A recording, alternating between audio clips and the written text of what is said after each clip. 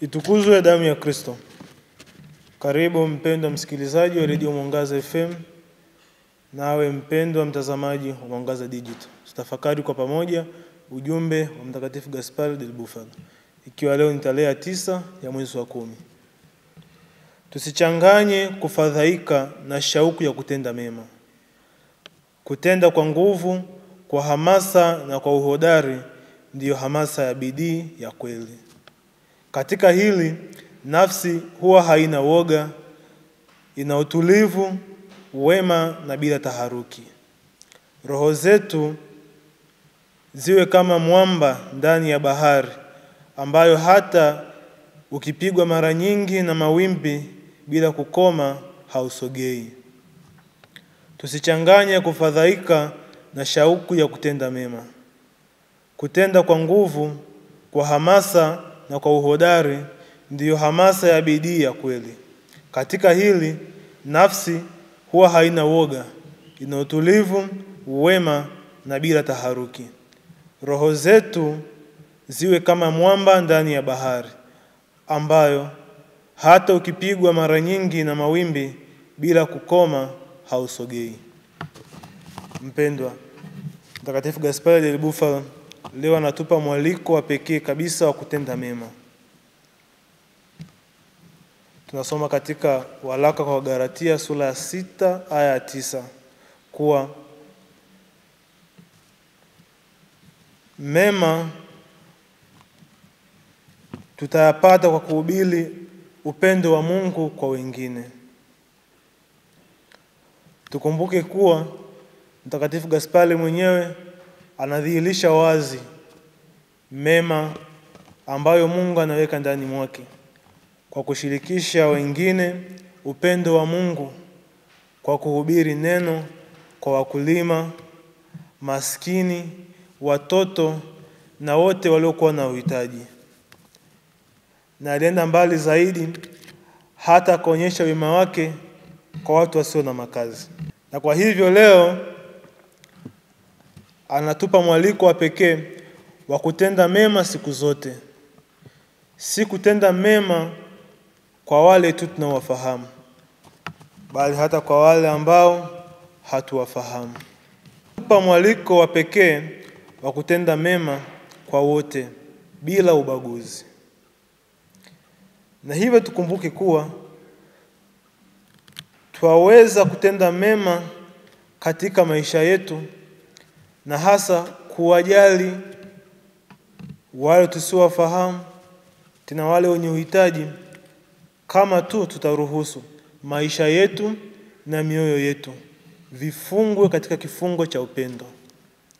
Kadiri ya Mtakatifu Gaspari anatueleza kuwa ili kuishi upendo wa Kristo na kuweza kushirikisha au kushirikishana tone lile la upendo la Kristo, ni lazima basi maisha yetu na ya wote wanaotuzunguka vifungwe katika upendo wa Kristo.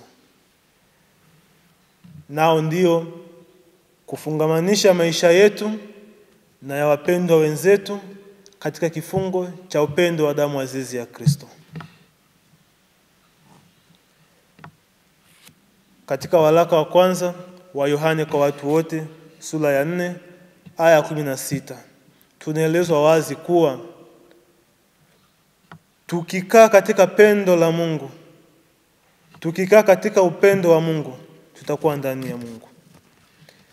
Tukumbuke kuwa daima katika kutenda mema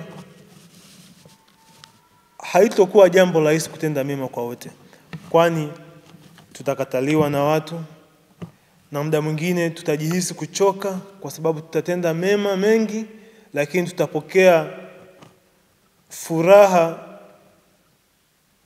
au tutapokea majibu yasiyoridhisha kutoka kwa watu ambao tunatendea mema. Na mara nyingine pia tutajihisi kuwa tunafirisika, kwani tutakuwa tukitoa mema mengi au tukitenda mambo mengi bila kupokea chochote. Lakini daima tukumbuke kuwa tunapotenda mema tunajiwekea hazina mbinguni. Tunapotenda mema tunamkarimu Kristo ambaye anaonekana katika nafsi za watu wengine. Tukumbuke kuwa Mungu tunayemwabudu hapatikani mbali, bali anapatikana katika wahitaji. Tuwasaidiapo maskini, tunamsaidia Mungu.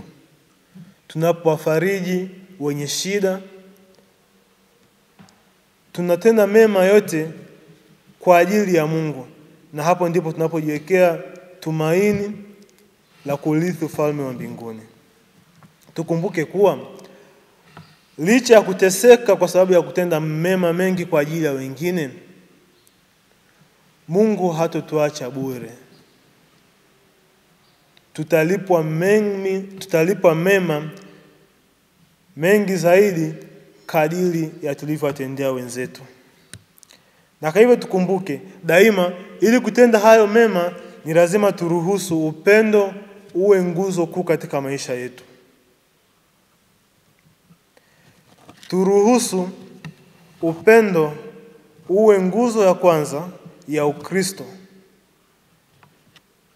Upendo uwe nguzo ya kwanza ya maisha yetu. Na hapo ndipo tutakapomuona Mungu katika taswira ile ya upendo. Tukumbuke pia, tunapowapenda wenzetu na kuwakarimu wenzetu, tunapowapenda watu wote bila kujali hali yao, bila kujali tutapokea nini baadaye, tunashiriki moja kwa moja katika kazi ya ukombozi. Tunawakomboa kwa kuwapa matumaini, kwa kuwatia moyo na kuwasaidia katika shida zao. Na hivyo leo Mtakatifu Gaspari anaendelea kutukumbusha kuwa ni wajibu wetu kutenda mema kwa watu wote, ili tuweze kustahili kupokea pia mema mengi kutoka kwa Mungu wetu. Hiyo basi tumuombe Mungu kwa maombezi ya Mtakatifu Gaspari, daima tuwe wakarimu, tutende mema mengi bila kuchoka, tukiamini kuwa ni katika kuonyesha upendo na kuwakarimu wengine tutapokea pia nasi ukarimu kutoka kwa Mungu. Itukuzwe damu ya Kristo. Niliyekuletea tafakari hii ni mimi Fratelli Isaac Bireha wa shirika la misionari wa damu azizi ya Yesu.